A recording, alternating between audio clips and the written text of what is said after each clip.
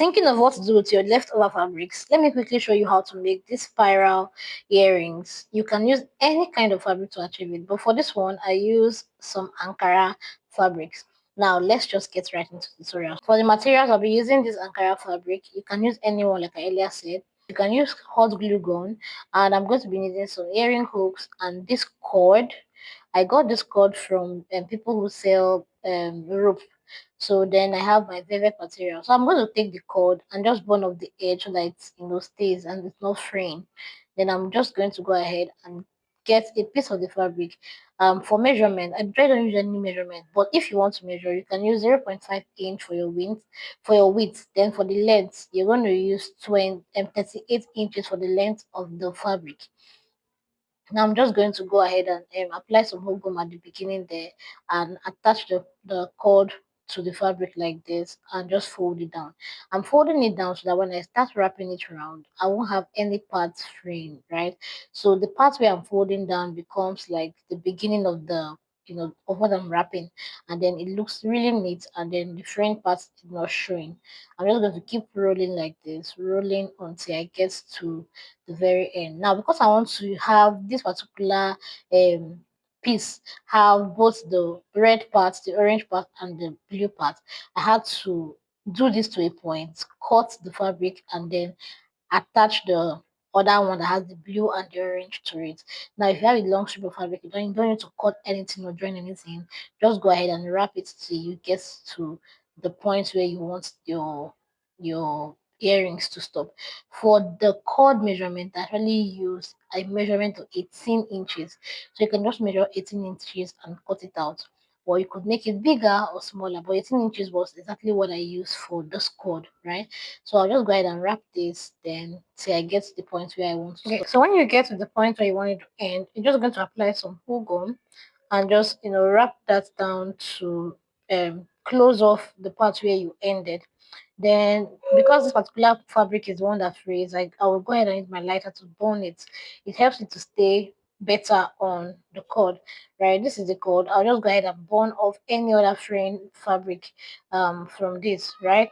And this is it. This is done.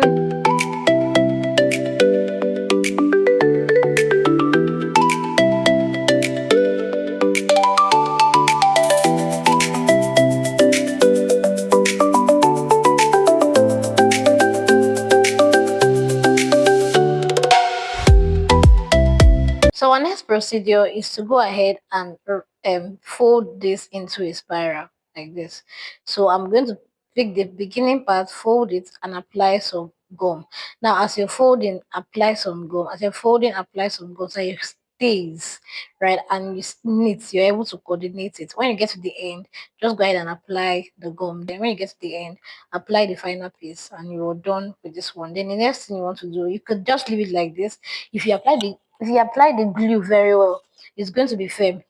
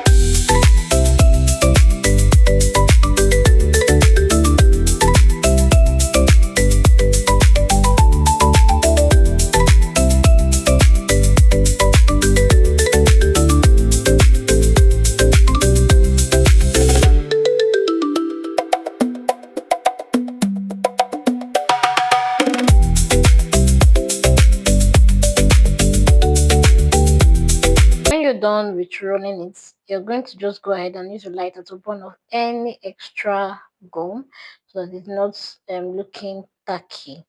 You're done with this one. Then the next thing you want to do is to attach your cover button. For mine, I use cover button. You can decide to just use a normal hook, right? So I'm going to attach my stud hook to the felt. That's the reason why we have the felt. That's that initial black fabric I showed you. This is it. I'm just going to cut a circle that fits the cover button, attach my stud to it, apply some hot glue on the cover button, ensuring that it's not spilling and it's not overlapping. Then I'm just going to go ahead and close it off with the black felt.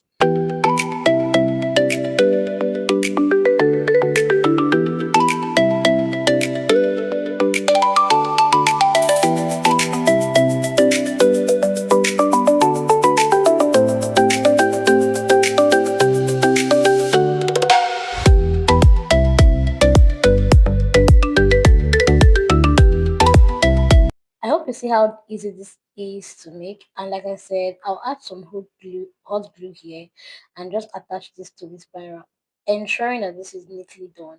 So no side is spilling out or straying, or just ensure that this is neatly done, and you have it looking like this. If you enjoy watching content like this, please do not forget to hit the like button, hit the subscribe button, and leave me a comment. You can tell me in the comments what other content you would like me to create, and I'm going to be working on it.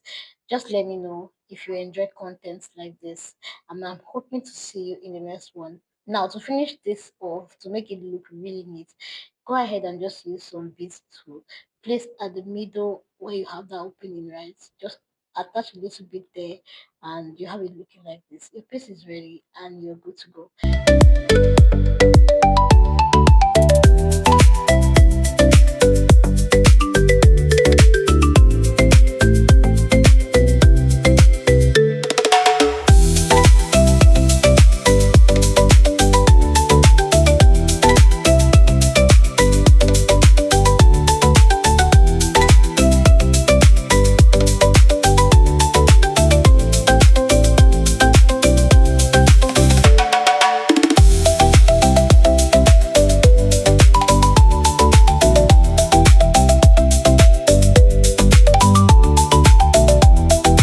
Make the second year, you're good to sell. How much do you think we should sell this for?